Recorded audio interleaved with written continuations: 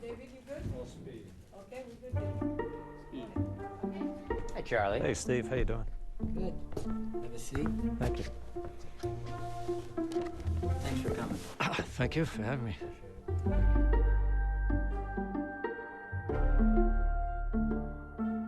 Have a seat, you old so-and-so. Oh, sorry. I keep banging into the camera. How's my hair? Perfect. It's great.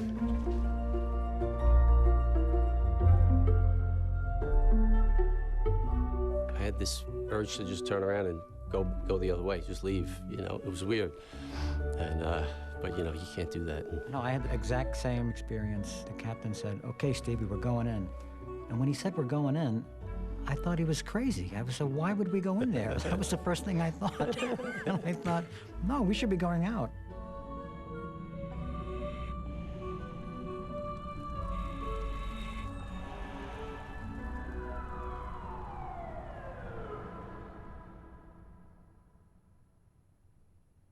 All these people that we see die, it wasn't in their plan for that morning. People woke up, they take their shower, they have their coffee, right? Just like we do every day.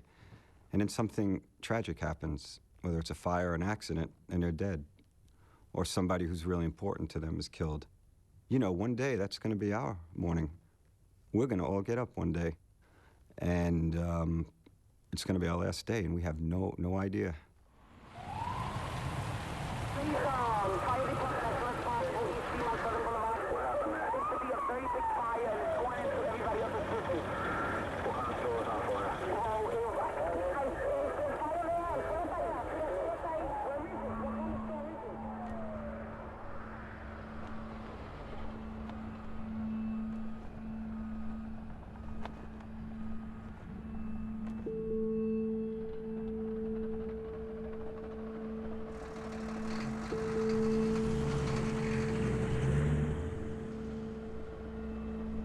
I was a New York City firefighter for only about 4 years, back in the 1980s. What I didn't realize then was how much the job would stay with me and be a part of my life. Even today, when big events happen, like Hurricane Sandy, when so many people lost their homes, including a lot of firefighters, we all come back together. It's like a family.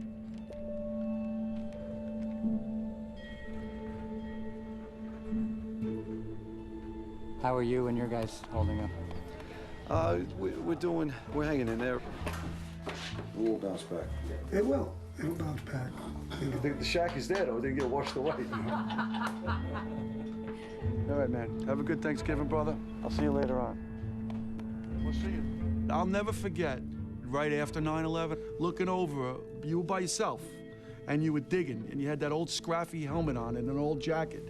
And I said, man, that looks like that guy from Con Air, I think it was, right? Was Con Air out? And somebody goes, that is. He was a fireman at 55 engine. I said, get the fuck out of here. I had no idea.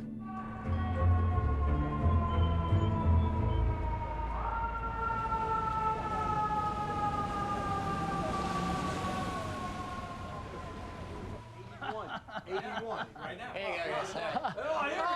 Oh, you put dessert?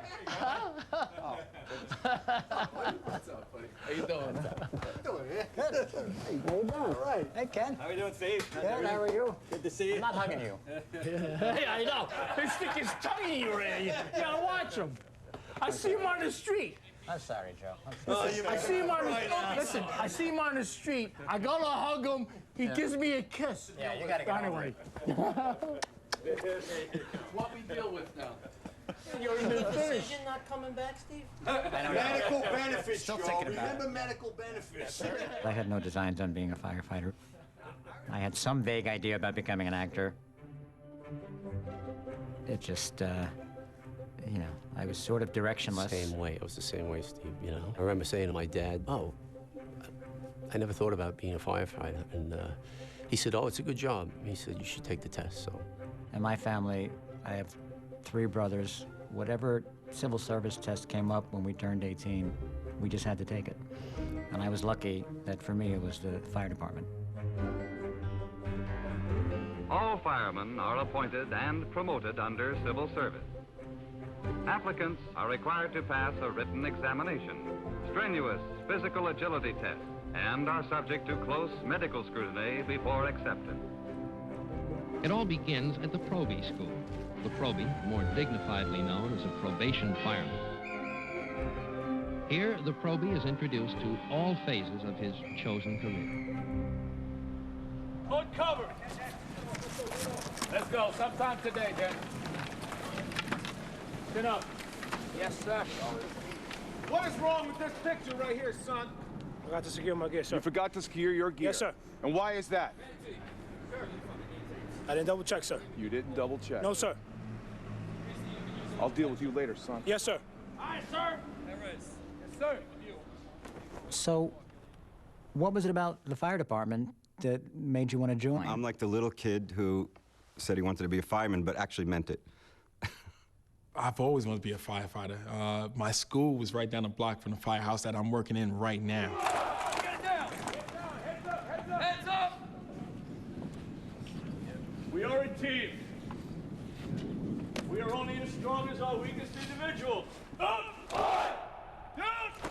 I was on the police department list, and I was on the correction list and the fire department. And I just thought about it. I go like, I'm not really a gun person. I had seen a couple of fires when I was a youngster, and I was impressed because I'm standing across the street and looking at this volume of fire, and I said, wow, they put all that fire out, saved lives, very dramatic. As a young, red-blooded Brooklyn kid, I said to myself, wow, that's pretty exciting.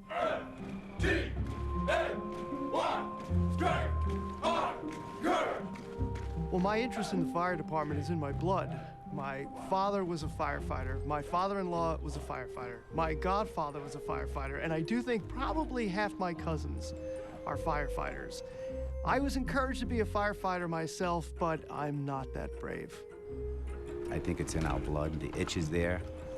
I think my father kind of planted a seed, you know. Two of his older brothers were firefighters, and they kind of led him into being a fireman. It's in my blood.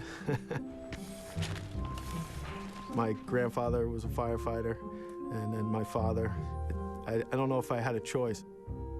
My brother Tommy had already been a firefighter, and my brother Timmy and I had actually taken the test together. My father sent the application into the fire service. I took the test, one of the first tests I ever passed. But he made us, you know, not forced us to take the test. He recommended me, you should take this written test, just in case, use it as backup. And I thank God that my father steered me in that direction, because I really had no idea what the job was about and what I was getting into.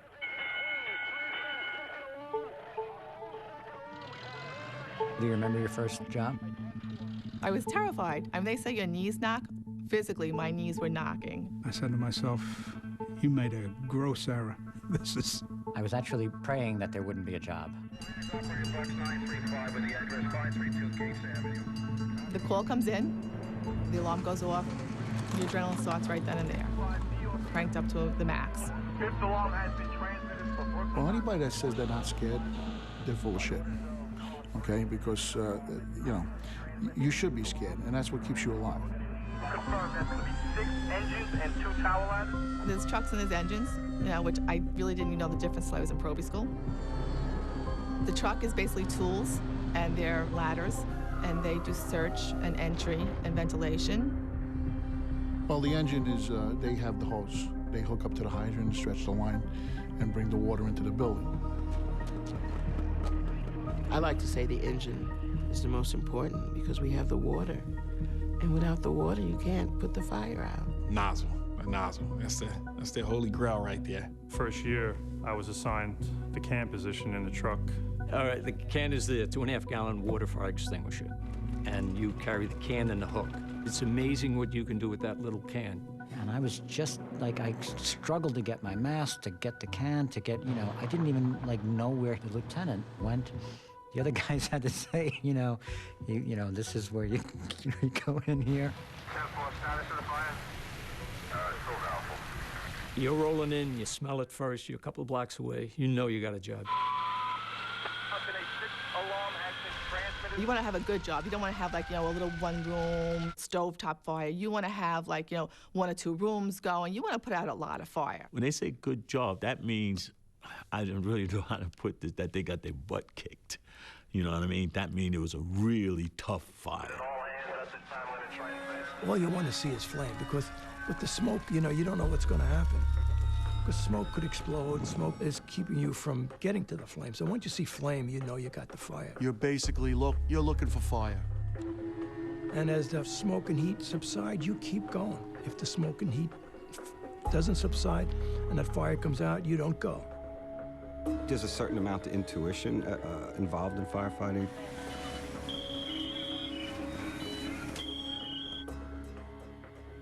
Where you have to feel what's going on. Once you cross that threshold, that camera has no business being there because it'll be useless. If you close your eyes, and that's pretty much about what it is. You can't see anything. Literally can't. You could put your hand up in front of your mask, you couldn't see anything. In my day, you had to have 20/20 vision. First couple of fires I went to, I said, why do they demand that? Because you can't see anything. See, fire has a sound. You know, it's a roar. When you open that door and the windows are broken or vented, you know, it's a roaring fire. You know, you could hear that. I think one of the things that I could say about fire is very seductive. See the fire roll over the ceiling above you. Sometimes it mesmerizes you. You start crawling in that doorway, you hear the crackling. Is it past me yet? Is it in front of me? Where's it going? You're listening for fire and the crackling noise to find out where you're going or if there's victims calling out. They're fearful. They just went out. We're trying to get in. We're trying to make headway. You feel what's going on by urgency in people's voices. If there's a lot of urgency in messages, you know, and the tone is changing.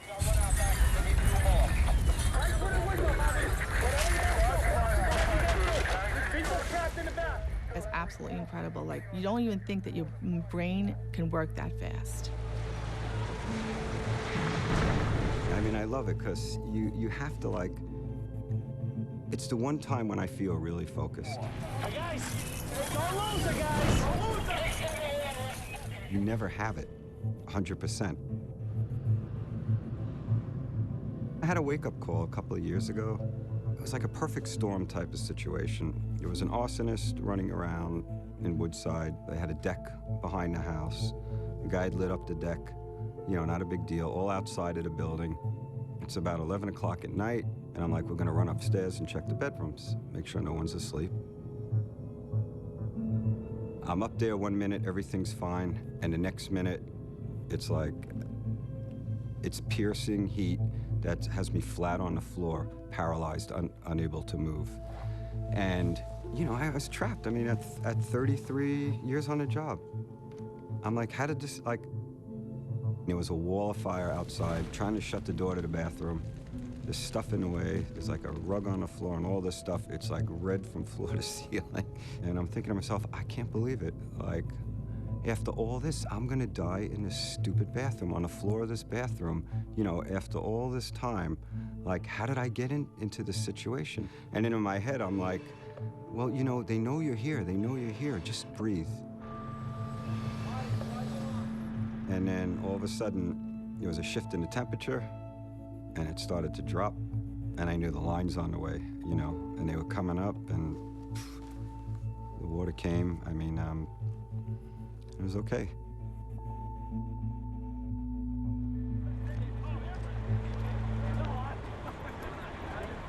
When it's all over, you think to yourself, let's do that again. That was pretty good. You come back from a fire, you sit at the kitchen, you break each other's balls, but the serious part was you talk to each other about what you did at that fire, because everything is about bringing the new guy up. Guys are saying, well, the job's changing. Job does change. Headquarters changes, the equipment changes, but the firehouse kitchen does not change. Can you just talk a little bit about the culture of the firehouse and what the kitchen is like? There is no culture. And why is That's the wrong word, but Talk about the low culture of the firehouse.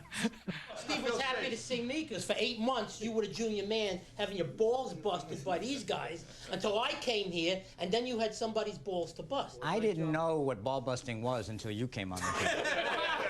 When I saw what they did to you.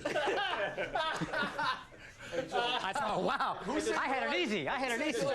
But remember Phil O'Mara? Oh, yeah. He was hanging out one day, right? And I come in, and you guys introduced me, and he looks at me.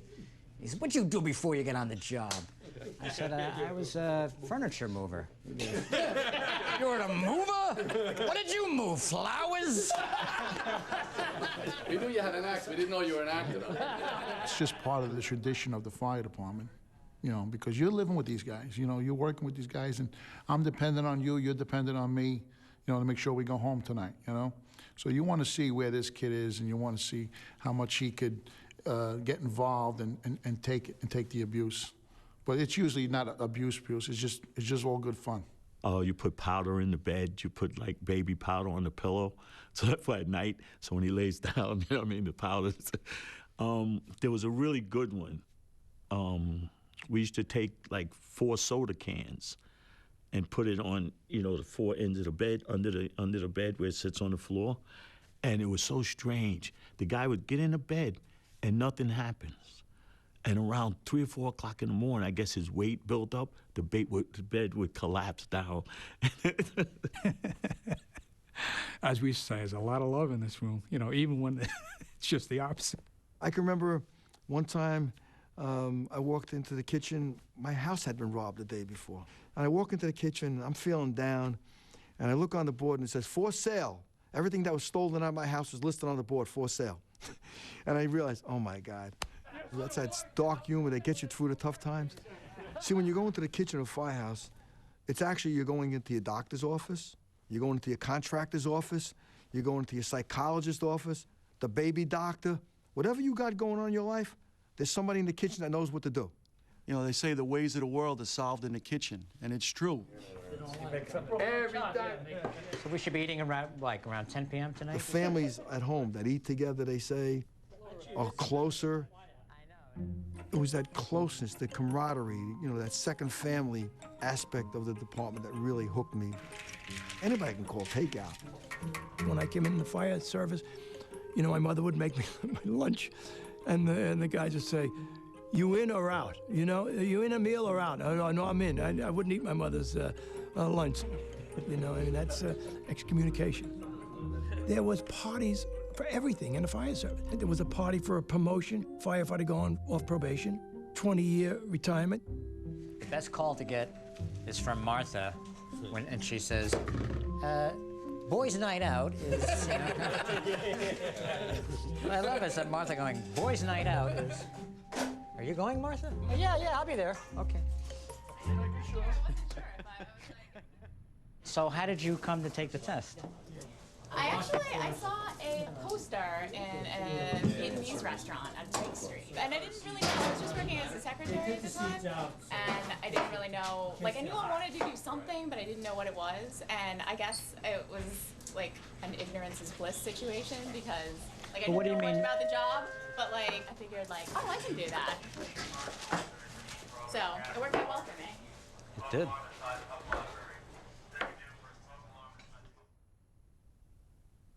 I don't know if you can measure the difference between 1982 and today. I don't think that there's a word that is big enough to encompass how great it is now. When women were allowed to take the test in New York in 1977, there was great resistance. You cannot emphasize enough how much resistance there was from the all-male fire department. It was the 70s. It was like Helen Reddy singing I Am Woman, you know? And I thought, what do you mean women couldn't take the test? My father was a firefighter. When I first said I was taking the test, he said, maybe your sisters, but not you. And I was at the time a secretary in Manhattan in a bank, not making any money. I knew that these guys all raised families on a civil service salary. You know, I was raised on one. And I didn't picture that happening as a secretary. going to work at 7 in the morning, getting home at 7 at night, and making no money was not really appealing to me. And, you know, even the guys in the neighborhood that I knew who were firefighters, they were all very happy. I wasn't happy being a secretary. It was just something I did. So, I thought this could be something that actually worthwhile to do. I really wanted to make history. I wanted to make history in New York City. In 1978, the only time women were tested for the fire department, all passed their written tests, but failed the physical tests. Brenda Berkman thought those tests were biased and sued. The physical was like a bunch of crazy different tasks. Some of them made sense, some of them didn't. Basically, the Judge Sifton decided that, well, they should make the fire department physical, representative of what a firefighter does. Pulling hoses, raising ladders, dragging dummies, forcing doors. Once they announced what the second test was going to be, I thought I could do that. Muscles were what young men, that's all we have. When you're young and stupid, you join the fire service. So when that was taken away from us, that was part of the anger. That was a biggie. My attitude was that, okay, I really don't like the idea of this, people coming into the department sort of sideways. It was handled badly by the city. They just threw those women out there in the firehouses. Young men have difficulty being assimilated into a firehouse. The women were not giving it a break. Oh, no, I was not like every other probie. Absolutely, positively not. It was definitely a hostile work environment for a very long time, and not by many, but just by enough. I really craved to have my funk floured or to have, a bucket of water dumped on me, because that would have meant I was one of them, and that never happened in my first firehouse. A lot of things were just cruel, out and out cruel. If I went to a fire, sometimes he would say, oh, this is your last one. Somebody urinated in my boots. Some people came to work thinking they would just make my life miserable, and they did. Every probie, every new firefighter has to prove himself or herself. However, that said, there's no question that black firefighters, women firefighters have had to prove themselves in ways that white male firefighters have not had to. When I initially went to Rescue 1, I was one of the first, black firemen to go there. When I went and spoke to the captain, and he says, well, maybe some guys, might be prejudiced or something like that. So I said, Cap, well, that's their hang-up, it ain't mine. Now I figured it out. He was checking me out to see where I stood with it, you know what I mean? And I didn't realize that at the time. Right now, I still could get on a rig, and I can still walk out there in the area, and then you have some people going, wow, this is the first black firefighter that I've seen. Of course, today, the fire department of New York is still more than 90% white. You know how timing is everything in life? I came at a time when civil rights was coming into play. So as an African American in the black community, I got sent to schools that were all white schools to be able to integrate them. So I was always a first at doing something. It was the time that I came along. So that helped me, actually, in the firehouse. I got promoted in 1994, so it was 12 years later. Accomplishing that meant a lot to me. It really did. I went from liking my job and doing my job to loving my job and loving this department.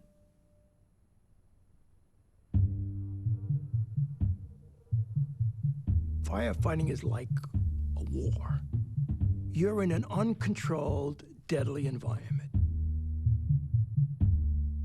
I want to talk about a fire that I know that you were at that before 9/11 was one of the biggest loss of life for firefighters, the 23rd Street fire. I was a lieutenant in a 33 engine. And all hands came in for box 598. We were assigned on the second alarm. Just around the same time that engine 33 pulls up, company 18 pulls up too. Chief Riley tells engine company 18, okay, listen, get a line into Wonder Drugs. Tells engine 33, you cover the exposure. Now, I stand there, I look in the drugstore, the light is on in the store. There's a light wisp of white smoke. I said to the firefighter, there's nothing here. Let's get around to where the action is. So we go around to Broadway. Now, what 18 Engine did was they walked to the back of the drugstore. Now they're standing on top of the basement of the building on 22nd Street. And this building had a art frame business, and they had drums of lacquer, varnish, and thinner in the basement. What nobody knew is that business was so good in that art frame store that they broke through the cellar of the building on 22nd Street and took over the back third of the building on 23rd Street. The Wonder Drugstore had what they call a terrazzo floor. It's a marble finished floor. And this thick 5 inches of masonry insulated the heat of that fire. Then suddenly, a large, entire section of the terrazzo floor collapsed right into the fire. When the floor collapsed and all those firefighters fell in it, it compressed the fire, a ball of fire and heat and smoke come roaring out. 12 firefighters died that day. And the guys in Engine 33 lived. I often wonder what if those orders were reversed. If Chief Rowley said, 33, you go into the Wonder Drugstore. So I was a young kid. I didn't understand what was going on. I mean, you lost so many firefighters. I remember going home that morning after there all night, recovered all the bodies. And I jumped into bed. I was exhausted, and my little daughter, 2.5 years old, comes running in, jumps into bed with me and snuggles up. And I said, well, there's a lot of kids who are not going to have daddies to snuggle up to anymore. But then I fell asleep.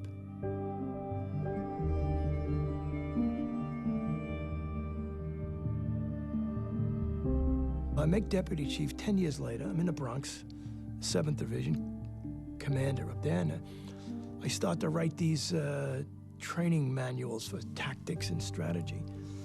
And then I start to write about building collapse, floor collapse, wall collapse, ceiling collapse, stairway collapse. And I can't stop writing about building collapse. And I tell my wife, I feel like I'm vomiting this stuff out. I realized then that was my post-traumatic stress debriefing.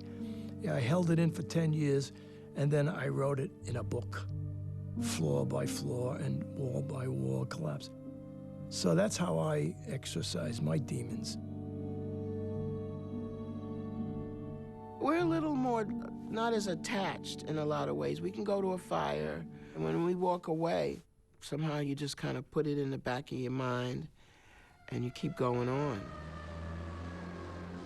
When you're a firefighter in New York City, the war is on fire, and it's never ending.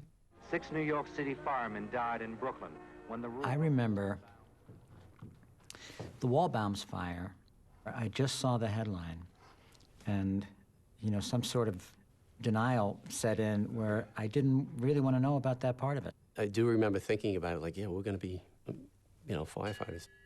I don't think I really comprehended what we were getting into.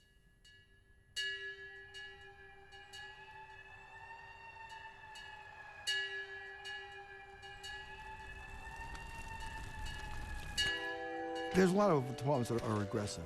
I don't think there's anybody as aggressive as New York City. It's part of the way we were brought up. The people that went through the war years with me, they built the basis for what we have today. It's on the backs of those people that went through the most difficult years we've had. It happens 30 times a day. Someone is burning down a building. A landlord for profit. A tenant for revenge. Junkies, vandals. Arson is our fastest growing crime. More than 11,000 firemen were injured fighting those fires last year. If it's tenable, you're going in. If you're getting reports that there are people in there, you know, you're going to make that move, regardless of what's going on. I mean, you can't think. You got to get in there. You got to act. Aggressive attack, aggressive attack. And that's the best way to fight a fight, very aggressive. We haven't went through anything that they went through. We went through a couple of jobs here and there where you thought your life was on the line. They went through a couple of jobs a day where their lives were on the line. They came from the war. Most of the men were World War II veterans, you know, Pacific, Europe. Our father, he came out in 1962. He went through the war years, the 60s and 70s, and he didn't talk about his experiences. until I came on the job, and then he opened up. Not a whole lot, you know, he still had that Marine. That's when Mom told him that's enough, let's move on to something else. But I got to see him in action. Yeah, I was a probie, and I couldn't believe how fast he was at a fire. You know, no mask, no front piece on, no breathing apparatus. So I said, oh, I'm gonna try this. We start moving in, and I just hear him talking. 15 feet, back to the left, down the hallway, the room's on the right. I had to follow him. You know, like a duck following their mom around. I just followed him everywhere he went. And now I'm pushing in, I'm coughing, I'm hacking up a lung. My face is probably on the ground, trying to breathe, and I couldn't hang with him. I'm taking hits, you know, and he's just talking like it's a walk in the park. He said, get in the apartment now. And I said, all right, we go, open the door, get in the apartment. The whole stairway collapsed. The interior stairway collapsed. And that's probably the only thing he said, get in the apartment. His nickname was God, you know, which is kind of a big nickname to carry. When you look back in 1967, when my father got on the fire department, they had come out with this new technology called a mask. And you put it on your face and you could breathe it in smoke. Now, most people would say, wow, that's great technology. You know, we all got to use it. When do I get mine? When they insisted that this mask be used on a regular basis, car fires, this and everything else, I remember I think I was a captain at the time. I was saying, what are we turning into? Nobody wanted to use it because if you were caught with a mask on, you were looked upon as a coward. Firefighters, given the work that we do, we have to think we're invincible, because when you walk through a door and there's fire on the other side, if you make a left, you live. If you make a right, you die. That's a subconscious decision that you're making that, you know, not too many people can handle.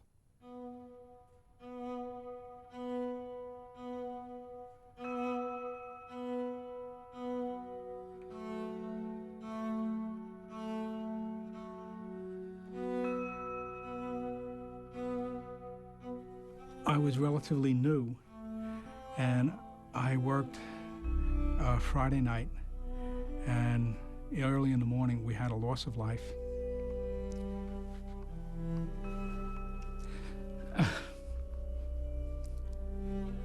This is 49 years ago, and it was my first, a mother and child. The thing that struck me with that particular fire was the bed had the same sheets that my son's bed had. About 3 o'clock in the afternoon, a tenement fire on Pitkin Avenue. It was a loss of life of a child in a crib, and it was tragic. And I'm looking around and I'm saying, you know, what do we do now? You know, fire's over, we go home. I don't know, I think I was just sort of like a little numb. I mean, I think I've always been sort of removed a little bit, like a little bit distant from it. I mean, I guess it's my mechanism. I came home, and my wife was packed, ready to go. We had booked to go up to the Poconos Friday, Saturday, Sunday night, come home. And on the way home, my wife was saying in the car, she says, it's over, the marriage is full. She says, we're not talking. You haven't. And I realized, I said, honey, no, I love you as much now as ever. And I said, but I didn't tell you what happened. And so I described to her what happened. She said, oh my God.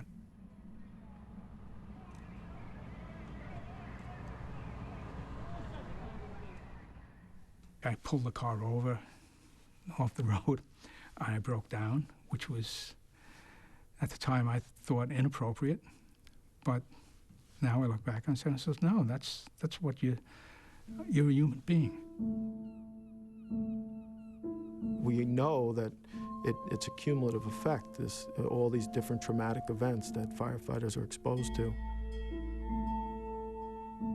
And eventually it becomes too much for some to deal with, which we have to understand is what we're putting these guys at risk for.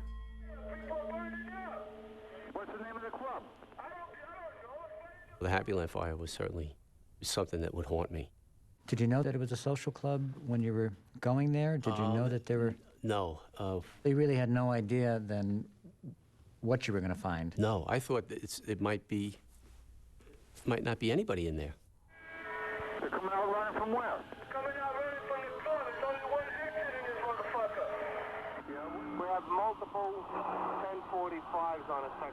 You couldn't see, so we didn't see the rest of the second floor. But after a while, as more companies were coming up the stairs from the interior of the club from the first floor, and it was becoming more well lit, that you could see, there was people all over the second floor. A lot of people looked like they were just sleeping because nobody was burned. And you didn't see, like up there, we didn't see people who had a lot of soot necessarily on their face. The first person I removed, a woman, and I still remember her, what she looked like. And you could see that it was, it was too late for everybody. That's what I made, I decided I'm not gonna, look at people's faces if I don't have to.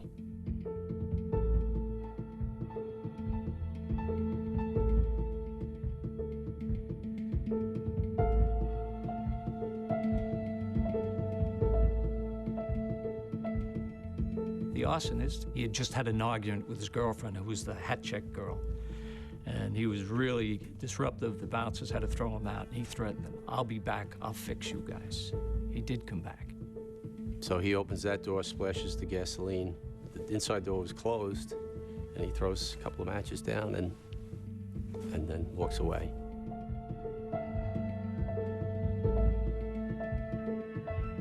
The superheated gases and smoke from the gasoline went right up the wooden stairway, and it just killed him right in the spot.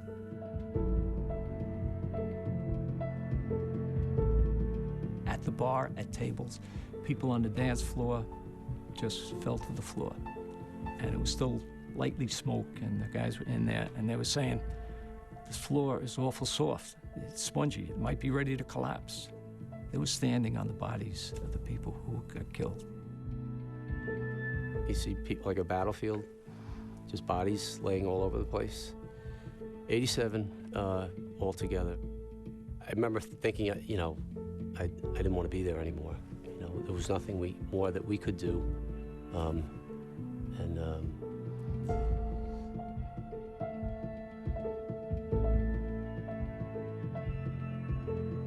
Drama is an amazing thing. You can't put 10 pounds of shit in a 5-pound bag. Somehow along the line, this is gonna pop out. In stress, in road rage, you're gonna bring it home. You can't talk to anybody in the family. Where is this stuff gonna go? Can't really talk to somebody outside of the job about things like that, You could talk to another fireman about it, but I wouldn't bring that home to my wife. Do you think that there's still firefighters out there that are reluctant to seek help? It's not a part of the everyday firefighter's lifestyle to ask for help. What do you need help for? You can't take it? You can't take the death, or you can't take the stress of this job? Don't feel sorry for yourself. Nothing happened to you. You didn't lose your life. You didn't get hurt. You don't need this. Somebody else needs this.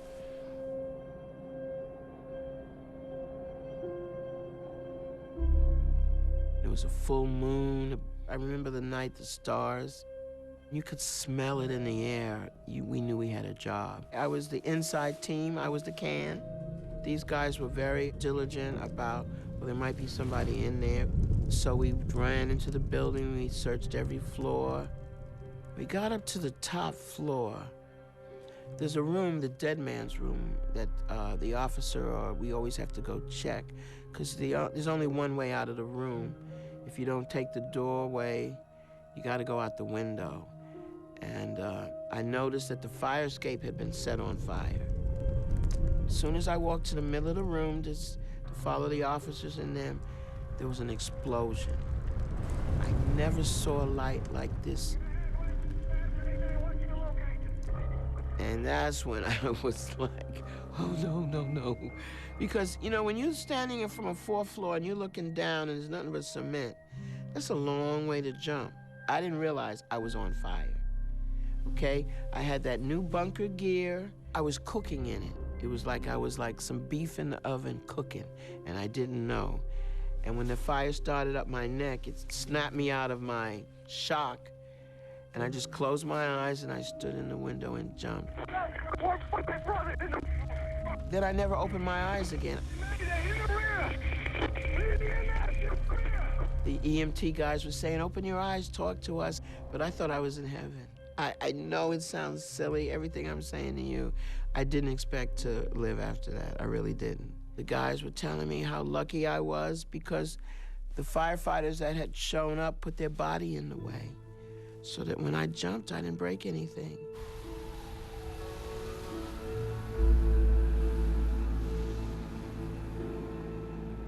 I spent like 3 months in the burn center here in Manhattan. I had skin grafts. I had third-degree burns everywhere. And then I was a little crazy after that. Post-traumatic stress set in. I was seeing people that we had been at fires, dead people, in little dark areas, or certain lights hit you and it all comes back. It's just like being a soldier at war. You always ask, why me? But, you know, if you've been on the job long enough, you're gonna get hurt. Your time comes around.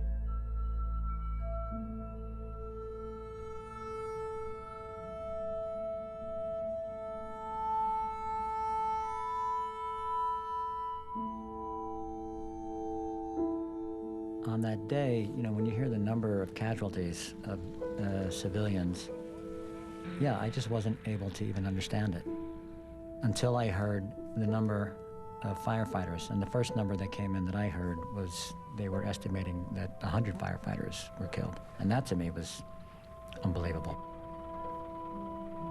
I didn't know who, but I knew I was going to know people, you know, and that's when it became real for me. We knew he was working.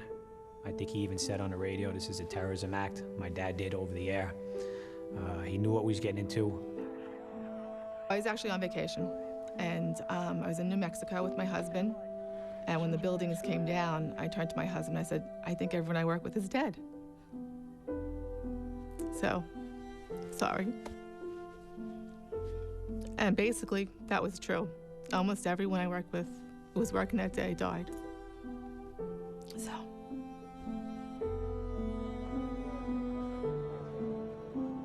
And I recall walking down West Street, you know, and seeing the devastation, and walking up to Chief Crothers, who was my dad's boss at the time, and I said, where's my father? And then he's like, he just shook his head like this, put his head down, he's like, I don't know, Joe. Joe was in that area when I first got there. We met eyes, and you know, he shook his head, so I knew what he meant.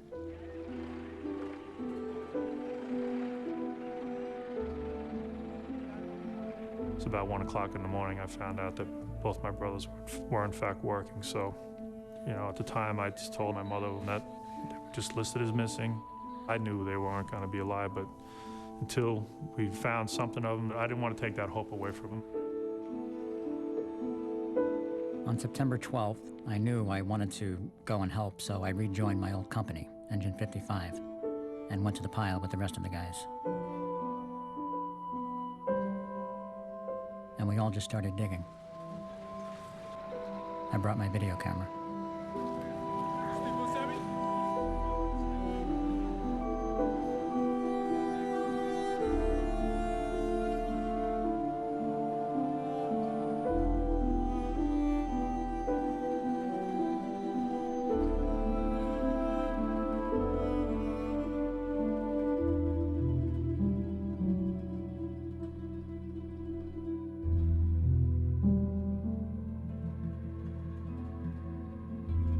From Engine 55, there were 5 guys missing. But we all kept looking.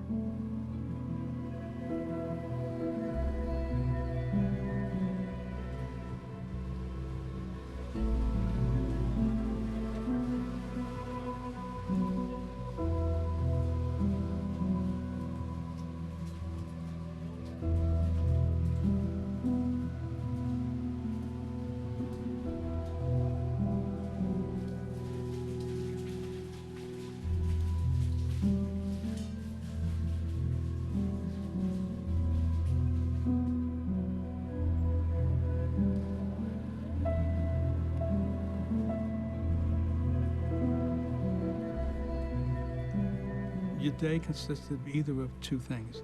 Either going back to the site, recovering bodies, pieces, or going to funerals.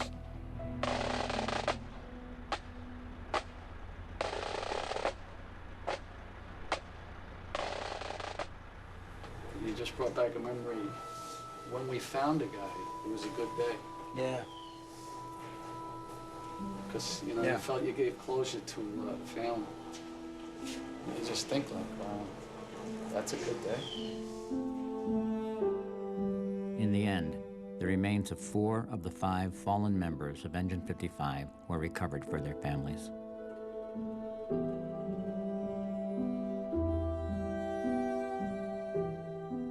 It was never ending in the firehouse. It was like, people would come by, you'd have these buses pull up and 32 people from Pennsylvania want to sing you, Christmas carols, Church groups came to pray with you. It was long days, and you really almost never escaped it. It felt like every day you were reliving it somehow. My new best friend was Mr. John Walker. Okay, some people call him Johnny Walker. And he was my companion. Intellectually, I knew what I was doing, but I felt I needed a cushion.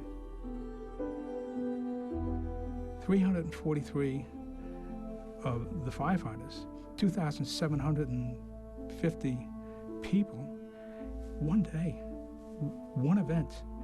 And I couldn't process it. I felt it was, in a way, like hard to place your grief. I think it would have been, I don't know, if you told me one of those guys died, it would be as hard as all of them. It's like it was hard to comprehend, and all these years later, I don't feel like it's completely sunk in. And we lost that many firefighters in at one operation.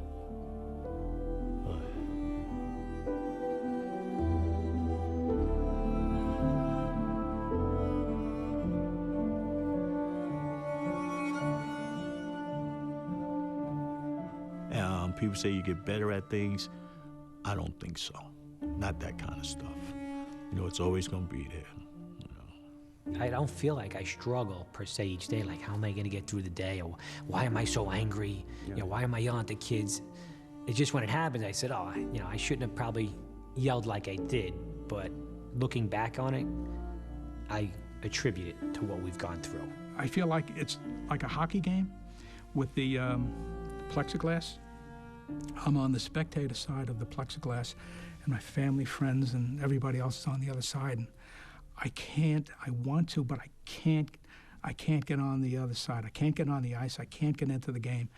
And they can't hear me. The only people that can hear me where it resonates with are other firefighters. The firefighters are the tough guys, and I'll get through this on my own.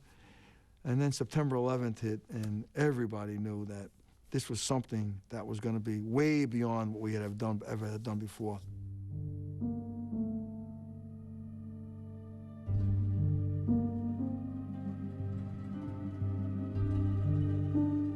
There was such an overwhelming need for counseling and for reaching out. We realized that when we were sending counselors there, psychologists, people weren't opening up.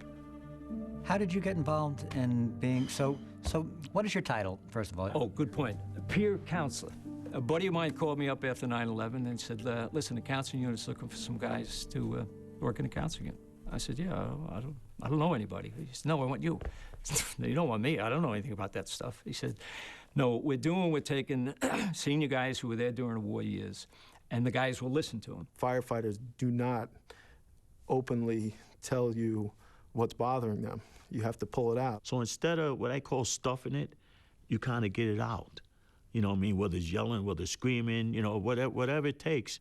We learned right after September 11th that unless we had peer counselors, people weren't going to open up to them. I guess you'd say we're the middleman. We go around to the firehouses, and we try to motivate them into tapping into mental health. I went there the first day, sat down, I said to myself, no, these guys don't know the hurt that I feel, the loss that I feel. And then first guy starts talking. And I'm saying to myself, he stole my lines. Second guy, very similar. By the time they got to me, it was just more of the same. We all went through it. One of the things that the FDNY did in rebuilding itself was to understand that there is a tremendous fallout after such an event like that, or even mini 9/11s, which happen every single day, multiple times in the city. There's fires, there's people dying, there's tragedies that firefighters are the people that are holding their hand when they die.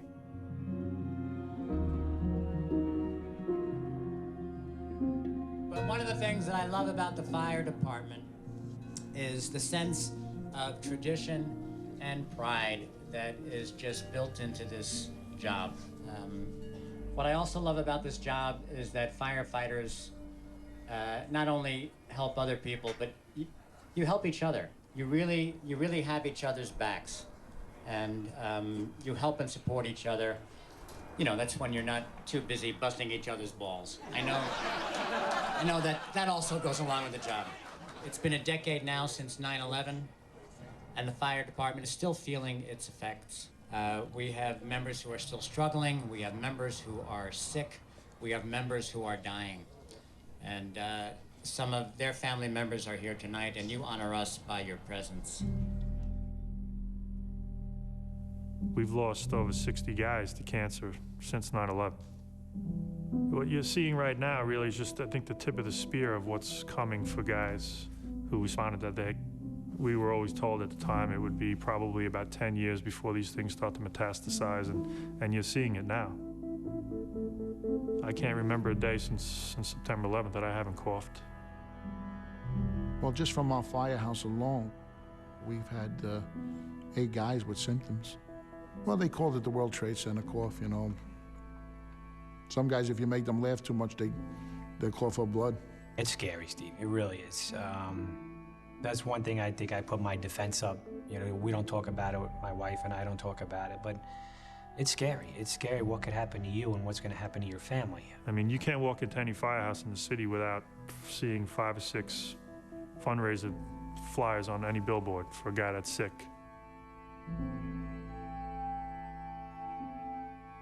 That's what we do. And that's what he did in 9/11.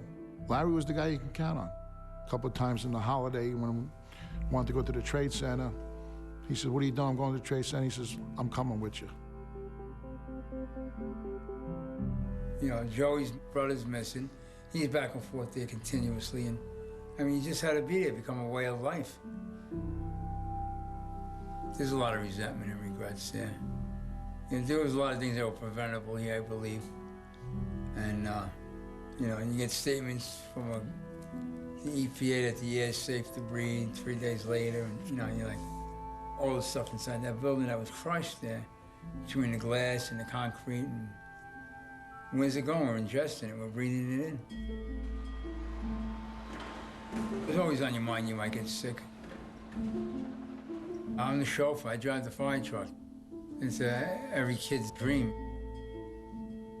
Nobody wants to talk about the bad sides of the job. I have to say the most thing that he loved about the job is the guys. Being around everybody, and because nobody understands us more than another fireman. Even our wives sometimes don't even get our jokes. They're like, "These are a bunch of assholes," That's what they would tell us.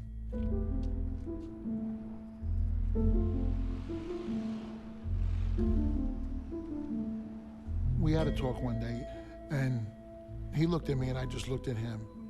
And I says, "Is there anything you want?" And he just, "No, we're good.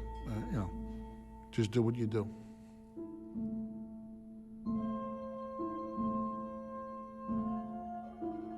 And now we watch as these brave men and women who fought fires and fought so hard to save the lives in their careers fight even braver battles against the diseases. Today, we remember 12 individuals and place their names on our World Trade Center memorial wall. It's a realization that, you may get sick down the road, but would I not have gone there? Absolutely not. It happens again tomorrow, I want to be the first guy there. That's just how I am. Maybe some people think that's foolish, but, that's why I'm a fireman. I think ultimately, you know, the best thing to do is to be of service to other people. And if you can find a job that allows you to do that, you know, what else do you need? And it's, the fire department has like turned me into a man, you know, like a mensch. When you first get on a job, you, yeah, I want fires, I want to do this, yeah.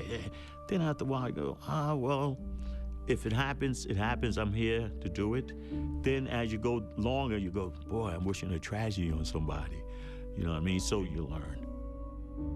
I came in the fire service with nothing. I mean, I was a high school dropout. I learned how to be a husband. I learned how to be a father. I learned how to be a man in the kitchen watching those other guys. My life has taken me in a lot of great, different directions. But I realize what I keep coming back for. It's not the fighting fires. I can't do that anymore. It's the guys, the family.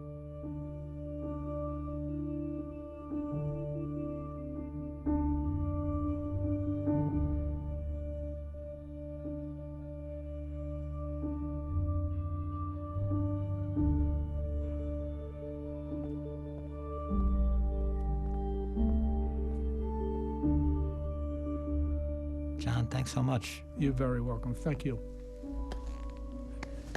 You're off the hot seat. That was good. You're a character yourself. Yes. Well, You are. as you know, some of the best character studies are in the firehouse. Yes, they are. Yes, they are. Thanks for talking to us, Dennis. You're welcome.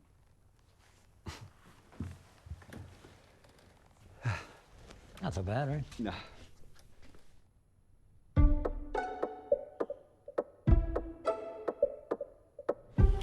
Larry hasn't lost his touch. You still got your touch. All right, Steve, who was the toughest fireman you ever worked with? Well, I mean, come on, Mike.